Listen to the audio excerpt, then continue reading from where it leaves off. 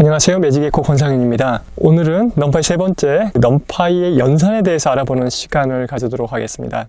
여러분 첫 시간부터 말씀드렸듯이 넘파이란 말은 뉴메릭 파이, 수치 계산을 위한 파이썬 라이브러리라고 말씀드렸잖아요. 그렇기 때문에 연산이라는 것은 너무나 자연스럽게 진행될 수밖에 없는 그런 내용이라고 생각하시면 될 것 같습니다. 그렇다면 이 어떤 연산들이 있는지 하나씩 살펴보도록 하죠.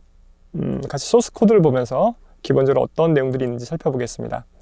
먼저 이 넘파이를 이렇게 임포트 하시고요.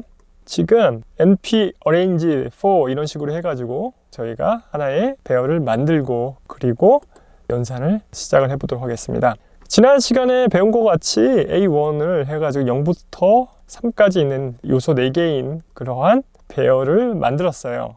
그리고서 그 배열에다가 다음과 같은 더하기 5, 빼기 5, 곱하기 2, 나누기 2 이런 식으로 해서 연산을 시도해 봤습니다. 이 내용을 보시면 그 내용이 그 리스트랑 크게 다를 것 같지 않다 이렇게 보시면 될 것 같아요. 물론 리스트에서는 바로바로 이렇게 되지는 않거든요. 연산이 바로 이렇게 실행되지는 않습니다. 무슨 얘기냐면 이거 같은 경우에는 0, 1, 2, 3 해가지고 배열을 하나 만들고 그 다음에 5를 넣었어요. 그러면 일괄적으로 5가 이렇게 더해지고 그러는데 리스트는 조금 다르거든요. 그럼 한번 찾아볼게요. L1은 만약에 0, 3, 4 이렇게 뒀다라고 하면 프린트 이런 더하기 5 어떻게 되는지 한번 봐볼게요. 네, 타입 에러가 납니다. 무슨 얘기냐면 리스트는 이런 걸 허용하지는 않아요. 허용하지는 않는데 넘파이 같은 경우에는 위와 같이 어떤 배열에 일괄적으로 어떤 값을 더하거나 빼거나 연산하는 게 이게 가능합니다. 그렇기 때문에 저희가 이 넘파이를 사용하게끔 되는 겁니다. 특히 행렬 연산을 하거나 이후에 여러분들이 배우시게 될 딥러닝이나 머신러닝 관련된 내용들을 보게 되면 이런 연산들이 상당히 많거든요. 그때 하나씩 그 요소들을 빼와서 각각에 대해서 어떤 특정 값을 더하거나 빼거나 하는 이런 연산들이 되게 귀찮아요. 특히 일괄적으로 해야 되는데요. 이럴 때는 일괄적으로 이렇게 실행할 수 있는 넘파이 어레이, 넘파이를 사용하는 게 상당히 유리한 겁니다. 어찌됐든 위의 내용들은 일반적인 연산을 통해서 된 거고요. 다음은 넘파이에 있는 이 대응함수, 유니버설 펑션이라고 하는 건데 그걸로 기본적인 산술 연산들이 어떻게 되는지를 살펴보겠습니다. 보시는 바와 같이 위에 있던 어레이에다가 직접적으로 5를 더했다 하는 내용들은 이렇게 쓸 수 있습니다. np.add 해서 또는 np subtract, multiply, divide, flow divide. flow divide 같은 경우에는 나눴는데 그 중에 목만 취하는 거고요. np mode, 모듈러스 연산이고요. np 네거티브, np 파워 같은 경우는 승수를 계산하는 겁니다. 이런 식으로 지금 연산을 수행할 수 있습니다. 그렇다면 여기서 여러분들께서 약간의 의문이 생기실 수 있어요. 무슨 의문이냐? 위에도 연산이 가능하고 위에 연산은 일반적으로 파이썬 연산이라고 생각하시면 되거든요. 그리고 아래에 있는 연산도 있는데 굳이 이렇게 두 개를 나눠놨냐? 굳이 이걸 쓸 필요가 있냐라고 생각하실 수 있어요. 근데 아마 첫 시간에 알려드린 것처럼 넘파이는 파이썬의 리스트하고는 다르게 어떻다고 했죠? 메모리상에 변형할 수 있는 데이터 타입이 아니라 그랬죠. 가변 데이터 타입도 아니고 차곡차곡 쌓여 있다고 말씀드렸습니다. 그 덕분에 연산 속도가 상당히 빨라요. 그런 말은 무엇이냐 하면 넘파이에서 제공하고 있는 연산 함수, 산술 관련된 이런 함수들의 속도가 파이썬으로 일반적으로 동작시키는 연산보다 그 속도가 매우 빠르다. 이렇게 볼 수 있다는 거죠. 물론 여러분들이 여기서 보시기에는 이게 뭐가 빠른지 모르겠어요. 왜냐면 너무 단순한 내용이기 때문에 위에 있는 내용이나 아래에 있는 내용이나 우선 실행을 시키고 그 출력값을 보는 데는 그렇게까지 큰 차이가 없습니다. 하지만 만약에 넘파이 어레이의 사이즈가 그 크기가 엄청나게 크다. 만약에 100만 개의 어떤 요소들을 가지고 있다 라고 했을 때는 이 속도 차이를 무시할 수가 없습니다. 특히 저희가 일반적으로 얘기하는 빅데이터라고 부르잖아요. 빅데이터라고 얘기하는 것들은 100만 건이 그냥 가볍게 넘어가거든요. 그 데이터들이 전부 다 이런 넘파이 형태로 가공이 돼가지고 나중에 연산을 하게끔 됩니다. 특히 머신러닝, 딥러닝 같은 경우에는요. 그때 파이썬을 쓰는 것보다 속도가 빠른 넘파이를 쓰는 게 훨씬 빠르겠죠? 그렇게 이해하시면 되고요. 물론 간단한 거 사용할 때는 위에서 사용하고 있는 파이썬을 쓰는 그냥 일반적인 연산을 써도 되는데 우리가 이 넘파이를 쓰게 되면 속도가 더 빠르다는 걸 알게 되고 그다음 이후에 그렇게 많이 사용할 거라고 생각하신다면 이 함수에 익숙해지는 것이 많이 도움이 됩니다. 여러분이 기억하지 못하면 나중에 잘 못 쓰거든요. 그렇기 때문에 여기에 적응해가지고 익숙해지는 게 제가 여러분께 드리는 하나의 조언이라고 생각하시면 될 것 같습니다. 다음은 이제 기본적인 산술 연산은 끝났으니까요.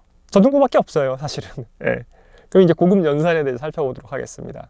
고급 연산이라고 하니까 좀 뭔가 뭐 특별한 게 있나라고 생각하실 수 있는데 그렇게 특별한 건 별로 없습니다. 일반적으로 우리가 수학 시간에 배웠던 그런 것들을 계산하기 위한 것들이라 생각하면 되는데요. 사실은 뭐 기본적인 수학에 나오는 내용들이라고 하면 절대값 구하는 게 있을 테고요. 그 다음에 삼각함수, 지수함수, 로그죠. 뭐 이런 것들이 있을 겁니다. 그것들은 어떻게 쓰는지 한번 살펴보도록 하겠습니다. 지금 보시는 바와 같이 절대값 함수라는 게 있습니다. 지금 보시면 NP 어레이에서 마이너스 2, 마이너스 1, 0, 1, 2 이렇게 있어요. 그렇게 돼가지고 이게 보면은 음수부터 양수까지 하게 되는 어떠한 배열을 만들었어요. A2라는 거는 그런 배열이고요. 이때 ABS라는 걸 쓰죠. 이게 absolute의 뭐 축약을 의미하는데 ABS라는 거는 비단 파이썬뿐만이 아니라 다른 많은 프로그래밍 언어에서 이 절대값을 구하는데 보통 함수명으로 써서 이렇게 내려왔다라고 생각하시면 될 것 같아요. 어찌됐든 지금 나와 있는 ABS 함수는 파이썬에서 제공하는 기본 함수예요. 아까 말씀드렸죠. 파이썬도 상당히 많은 연산을 시도할 수 있고 원래 연산을 위해서 만들어진 프로그래밍 언어예요. 그래서 다양한 산술 연산이라든가 논리 연산 이런 거 다 지원하거든요. 이렇게 써서 결과를 얻었습니다. 반면 numPy가 가지고 있는 내장 함수, numPy 자체가 가지고 있는 유니버설 함수를 한번 돌려보면요. 동일하게 나왔잖아요. 여기도 한마디 numPy도 이런 내용들을 내장하고 있다.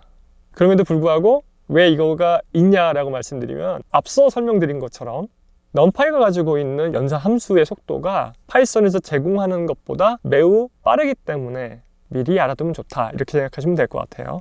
지금 이거 같은 경우에는 absolute라는 거가 있고 ABS가 있는데 사실 두 내용이 같습니다. 같은데 하나는 별도의 별칭으로 가지고 있다라고 생각하시면 될 것 같아요. numPy 어레이에서 특징적인 게 또 하나 있는데 지금 보면 이거 컴플렉스 언더바 A라는 복소수 numPy 배열을 만들게 될 거예요. 이걸 한번 해보게 되겠습니다. 원래 복소수를 이렇게 만들게 되면 복소수에서 이게 절대값을 구하면 삼각함수의 뭐 피타고라스 정리 쓰는 것처럼 해서 값을 나오게 됩니다. 피타고라스 정리가 그거잖아요. xy 제곱은 빗변의 제곱이다. 이런 식에 돼서 나오는 건데 지금 그 형태로 나오게 됩니다. 3 곱하기 3의 제곱 더하기 4의 제곱은 5의 제곱이죠. 이런 식으로 하게 되는 거거든요. 그런 방법을 통해서 컴플렉스, 한마디로 복소수의 절대값을 구한다. 이거마저도 지원한다. 물론 많은 분들이 복소수를 이렇게 잘 사용하지 않으시기 때문에 사실 머신러닝 쪽에서 복소수까지 쓰면서 하는 경우는 그렇게 많지는 않았어요. 특히 머신러닝에 보통 예측을 하려고 얘는 예측값들이 이게 복소수로 된 건 별로 없어서 하지만 이런 것도 지원한다 라고 생각하시면 될 것 같습니다. numPy 이게 상수인데요. 아시겠죠? 뭐 기억하시는 분들도 있을 거예요. 파이 하면은 삼각함수 할 때 항상 나오고 원주율 할 때 항상 나오는 그 파이입니다. 3.14159 뭐 이렇게 쭉 나오는 거요. 그거를 상수로 가지고 있어요. 이 상수가 가지고 있다는 의미가 상당히 중요하거든요. 이 상수로 좀 고정이 되면 나머지 연산을 할 때 그 오차율을 줄일 수 있거든요. 그렇게 생각하시면 되고요. 이것조차도 numPy에선 지원한다. 그렇게 보시면 될 것 같습니다. 그래서 지금은 삼각함수를 구하는 그런 것들을 볼 텐데요. 세타를 해가지고 만들 거예요. 그래서 이렇게 나오는데 세타가 보시면 알겠지만 Lin 스페이스 0에서 numPy 파이 해가지고 3, 0부터 파이까지 값을 3개로 쪼갠 거죠. 3개로 어떤 균등 분할해가지고 보여주게끔 한 거고요. 그래서 그 내용에 사인 세타, 코사인 세타, 뭐 탄젠트 세타 요거를 구하는 내용입니다. 물론 여기서는 지금 언급하지 않았지만 하이퍼볼릭 사인 뭐 이런 것도 지원을 해요. 다음은 이제 삼각함수의 역함수 이걸 구하는 내용이에요. 보통 아크 사인, 아크 코사인, 아크 탄젠트 이렇게 얘기하는데 지금 A3를 마이너스 1, 0, 1 이렇게 줬습니다. 보통은 이렇게 놓고 동작을 시키겠죠. 그래서 그 값이 들었을 때 이 파이가 어떻게 나오는지를 살펴볼 수 있습니다. 이렇게도 지원한다는 거라고 볼 수 있고요.